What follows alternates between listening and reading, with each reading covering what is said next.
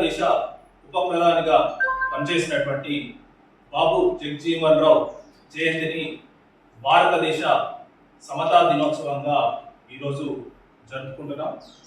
బాబు జగజీవన్ రావు April 5, 1908 సంవత్సరంలో బీహార్లోని అరా అనే పట్టణంలో శాంతారాం అండ్ వసంతదేవి అనే దంపతులకు జన్మించడం జరిగింది. ఆ తర్వాత ఆయన అరా టౌన్ స్కూల్లో చదువుకునే క్రమంలో ఒక విచిత్రమైన సంఘటనను ఎదుర్కోవడం జరిగింది. అప్పట్లో కుల వివక్ష అనేది చాలా ప్రాబల్యంగా ఉన్న సమయంలో ఆయన స్కూల్కు వెళ్ళే సమయంలో ఒక నీళ్లు తాగుదామని ఒక స్కూల్కు వెళ్తున్న క్రమంలో అక్కడ 2 కుండలను చూడడం జరిగింది. ఒకటి హిందువులది, ఇంకొకటి ముస్లింలది. మరియు దళిత నాయకుడైన బాబు జగజీవన్ రావు హిందువుల కుండలో ఉన్న నీళ్లను తాగడానికి వెళ్ళినప్పుడు ఆ స్కూల్ యాజమాన్యం కానీ ఆ స్కూల్ వాళ్ళు కానీ అతనిని తాగనివ్వలేదు. అప్పటి నుంచే ఆయన దళితుల కోసం పోరాడాలని చెప్పి నిర్ణయించుకొని చదివే ఆయుధంగా ఉన్నత చదువులు చదువుకొని ఆయన భారతదేశ ఉప ప్రధానిగా ఎదగడం జరిగింది. ఒకటి గుర్తుంచుకుంటే బాబు జగజీవన్ రావు ఈ భారతదేశంలో ఎక్కువ కాలం మినిస్టర్గా పనిచేసిన ఒక అణగారిన వర్గాలకు చెందిన వ్యక్తి.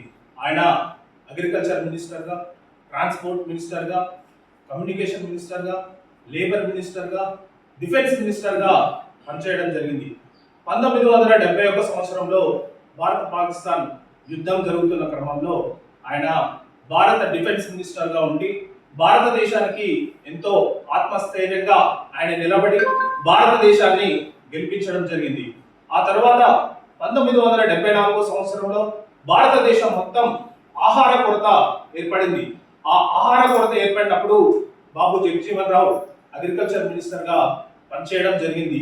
ఆ ఎన్నో ఉడుతుడుకులను ఆయన మంత్రిగా ఉన్నప్పుడు అధిగమించి మరియు మొరార్జీ దేశాయ్ ప్రధానమంత్రిగా ఉన్నప్పుడు ఆయన భారతదేశ ఉప ప్రధానిగా పనిచేయడం. ఆ తర్వాత ఇందిరాగాంధీ 1975 సంవత్సరంలో ఆమె ఎమర్జెన్సీని భారతదేశాన్ని మొత్తానికి విధించినప్పుడు దాన్ని పూర్తిగా వ్యతిరేకించి ఆయన ఆ పార్టీ నుంచి బయటికి వచ్చి జనతా పార్టీలో జాయిన్ అయి ఆ తర్వాత ఎన్నో పదవులను అలంకరించడం జరిగింది. ఆల్ ఇండియా దళితుల కోసం, ఆయన రైట్స్ కోసం ఆయన ఎన్నో పోరాటాలు చేసి పార్లమెంట్లోనూ ఎన్నో విధాలుగా ఫైట్ చేసి ఈరోజు సమానత్వం కోసం ఆయన చేయని అలుపెరుగని పోరాట యోధుడు బాబు జగజీవన్ రావు జయంతి. సో ఈరోజు ఆయన జయంతి సందర్భంగా భారతదేశం మొత్తం ఆయన సేవలను, ఆయన చేసిన ఉపకారాలను గుర్తుంచుకోవాలని చెప్తూ ఈరోజు మా మామలవారి గ్రామం మొత్తం ఆయనకు జయంతి నివాళులు అర్పిస్తూ అందరికీ నమస్కారం.